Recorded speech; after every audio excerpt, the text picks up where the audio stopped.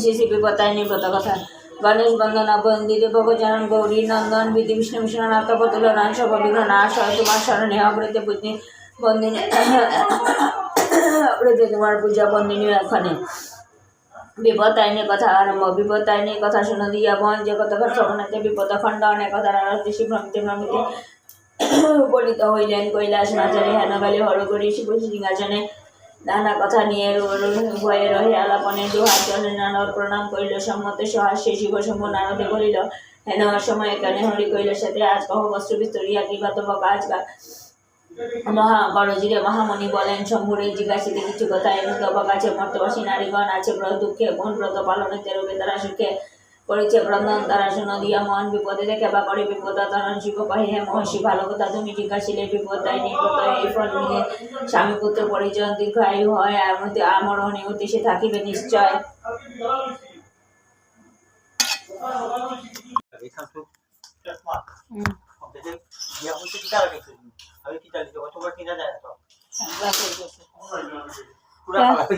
আমি করলাম না তো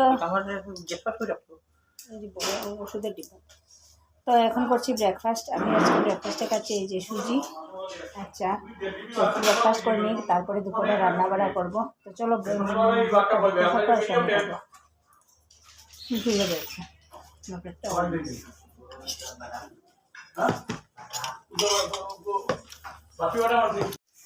আজকে কী কী রান্না করছি দেখো। এখানে আলু পাতা শাক কেটে নিয়েছি, কেটে নুন হলুদ মাখিয়ে নিয়েছি, বের করবো শাক, একটা বেগুন ভেজে আর একটা ওলকপি তরকারি ডালের বড়া করে আর আলু বেগুন দিয়ে ঝোল।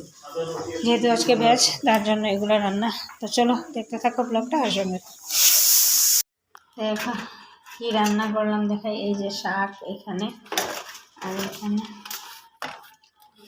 আলু ডালের বড়া ওলকপি দিয়ে ডালের বড়া করে তরকারি। এই হচ্ছে রান্না। আর পুরো রান্নাঘর ক্লিন করে নিয়েছি। হ্যাঁ তো চলো ব্লগটা দেখতে থাকো আর সঙ্গে থাকো।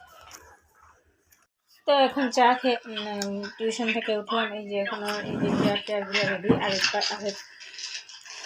আরও দুটো আসবে, তার জন্য এখন ভাবলাম একটু চাটা খেয়ে নিই। চা খেয়ে একটু মাথাটা ঠিক করে নিই, তারপরে আবার টিউশনে বসবো। তো চলো চা খাই। এই যে এই বাউলি কেকগুলো এগুলো দিয়ে আর চা দিয়ে খাবো, খেয়ে তারপরে আবার টিউশনে বসবো। তো চলো ব্লগটা দেখতে থাকো আর সঙ্গে থাকো।